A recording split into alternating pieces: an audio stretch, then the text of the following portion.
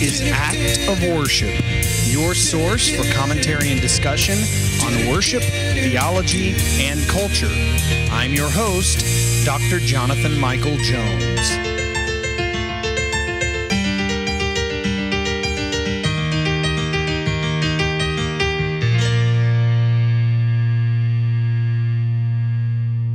Hello, and welcome to the Act of Worship podcast. This is Dr. Jonathan Michael Jones, continuing this series called The Psalm Project, in which I am setting all 150 Psalms to music.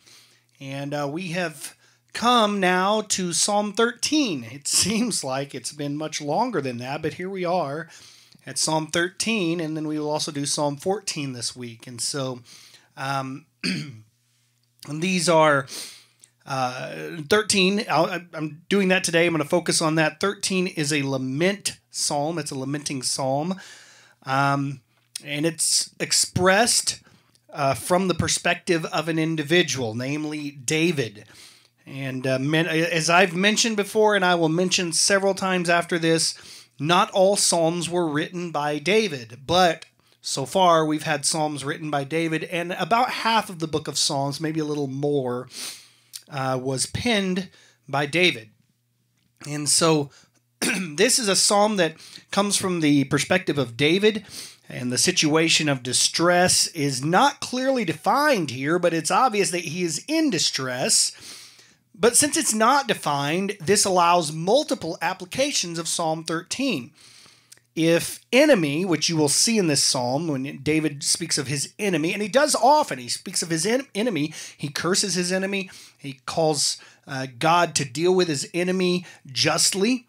If enemy is taken literally, then warfare could be in view here, because David, a king, often found himself in battle and at war. And so that could be in view here.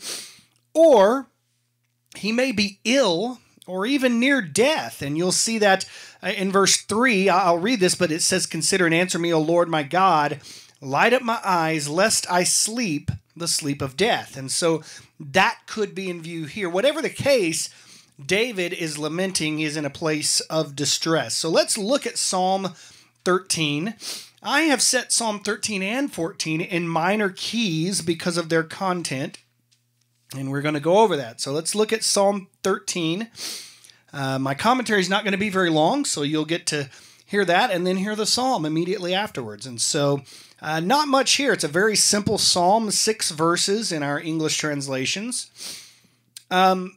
He starts with, "How long, O Lord, will you forget me forever?" I want to read you something from Psalm 6:3. We've already covered this, but David also asks a similar question in Psalm 6:3. He says, "My soul also is greatly troubled, but you, O Lord, how long?" And so the psalmist here, David, boldly asks how long God will permit his suffering to continue, and he desperately seeks relief from the only one who's able to give it, from God. And so throughout this psalm, he says, "How long?" Verse 1, he begins with "how long?" He says, "How long?" again in verse 1. He says it 4 times. And this fourfold repetition expresses his anguish. In other words, it's worth repeating. "How long, O Lord? How long will you forget me? How long will you hide your face from me? How long will you take counsel in my soul?" Let's read through all 6 verses, and then we're going to break this down a little bit. So this is Psalm 13, beginning with verse 1. "How long, O Lord, will you forget me forever? How long will you hide your face from me? How long must I take counsel in my soul and have sorrow in my heart all the day? How long shall my enemy be exalted over me? Consider and answer me, O Lord my God. Light up my eyes, lest I sleep the sleep of death. Lest my enemy say, I have prevailed over him. Lest my foes rejoice because I am shaken. But I have trusted in your steadfast love. My heart shall rejoice in your salvation. I will sing to the Lord because he has dealt bountifully with me." So that is the entire psalm, and you automatically see that even though this is a lamenting psalm, this is similar to many other laments in the book of Psalms The focus is still on God. It is on his glory, and eventually calls to remembrance what he has done for the psalmist. And David here ends saying, I've trusted in your steadfast love. I will rejoice in your salvation. I will sing to the Lord. So even though he's lamenting, he brings his focus back to where it needs to be, to the Lord. So he begins with this fourfold question of how long? Will you forget me forever? Now, obviously, God does not forget. And I know automatically people's minds will go to, well, yeah, but it says he remembers our sins no more. He casts them as far as the east is from the west. There is a difference in forgetting and remembering no longer. God is sovereign. He does not forget. He chooses not to remember. Now, that is beyond our capability. People say forgive and forget. If it's in our brains, if it is etched in our minds, it's there. And so forgetting is impossible for us, or not remembering is impossible. Yeah, we can forget, but not remembering is impossible for us. It's not for God. He chooses not to remember. So this is obviously a metaphor. This is not figurative language. David does not believe truly that God forgets him, but the way he feels at that moment, it does seem like it. God, will you forget me forever? Will you hide your face from me? And then he goes on and he laments. He talks about death. And then he says in verse 5, I've trusted in your steadfast love. This is a covenant term, specifically gracious devotion, the love by which God has bound himself to his people. David, as an Israelite, certainly understood that. Then he says, my heart shall rejoice, in verse 5. My heart shall rejoice in your salvation. Contrast that with verse 4. Lest my enemies say I've prevailed over him, lest my foes rejoice, because I am shaken.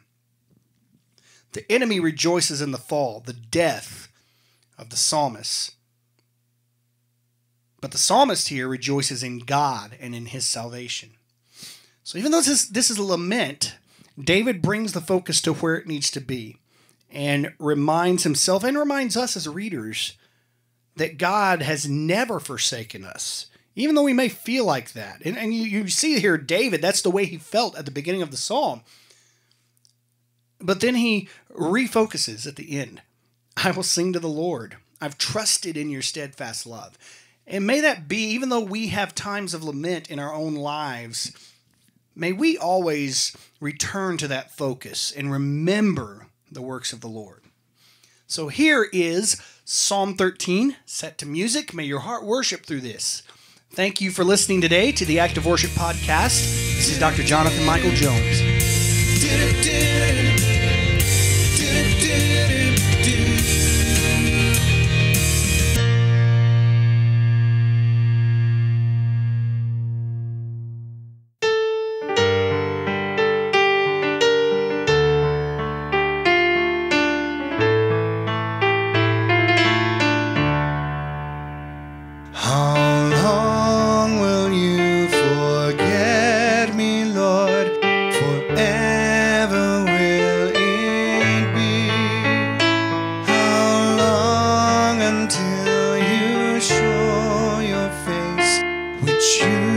Concealed from me. How long must I advise my soul and constant sadness know? How long must I be subject to the triumph of my foe? Consider me, O Lord my God, give answer to my cry. Let me see light, or I will sleep in death with those who die. See, I have overcome him now, my enemy